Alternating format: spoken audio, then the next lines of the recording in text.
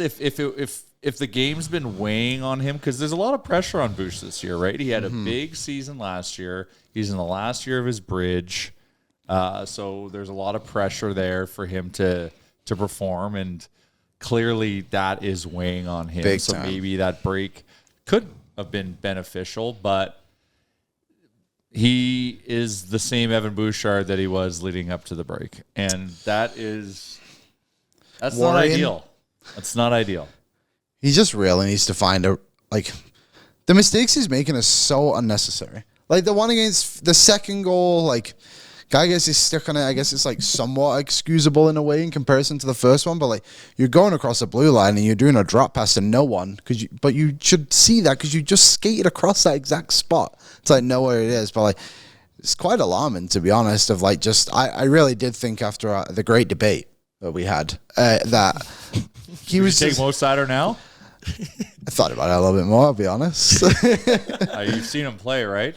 Seider, I just believe in Bouch so much because we saw the high of it and how good he was in the playoffs. He was still bad defensively, but he was making up for it so much more offensively that it excusable is the wrong word, but it was you could almost live with it. But this is the whole polarizing debate about Evan Bouchard. Yeah, is that he's a defensive liability who can score, but he's positioned as a number one defenseman.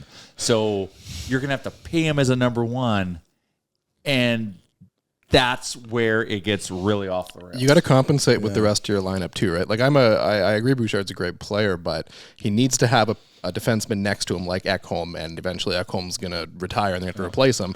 And you also have to have forwards on the ice that can buy in and play a good defensive game, both in terms of their back check and their defensive zone coverage. So that gets pricey, and you're already paying Nurse 9.25. You're going to probably have to pay Bouchard over 10 if he has a huge playoff run. And you got to flesh out the rest of the lineup around a player that isn't a 10 out of 10 slam dunk number one D-man. And that's the thing. Bouch is an enigma, right? It's because he's going to command that high salary when actually he needs to be insulated for him to truly be that beast. Yeah. And if he's making $7 million, that's fine, because then you can put a $5 million just defensive first defenseman to carry those mistakes, and then as a unit they're solid. But that's not going to happen.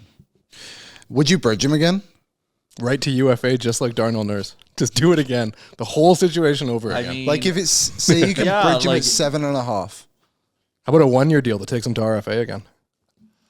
And then he gets to retry having the contract year. I don't now I don't want this year again. There's what the Oilers are going to want to try to do, and what Bouchard's camp now after this year is going to want to try to lock in for as long term as possible, and try to cash in on the recency bias of last season.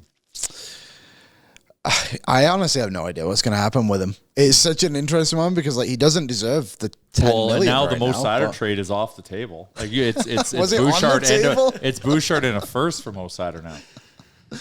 No, they probably Liam, stop it. Since Stop that it. argument Stop was it. had, Jay is Stop winning it by if a you mile. think if Mo Seider is not.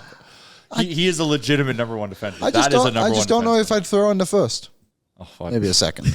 Either way, for Mo Seider at $8 million for 6 more years. Is that what he's at? Something like 8.5. I think it's 8.5. Extremely comfortable, and he is a legit number one defenseman. There was, and I should tell you this, and this trade will never happen. But let's just keep pretending. What's up, Nation citizens? If you like that video, then you need to be subscribed to the Oilers Nation YouTube. Podcasts, live shows, exclusive interviews, and analysis. Everything you need from your favorite voices at Oilers Nation. And you don't want to miss any of it, so hammer that subscribe button.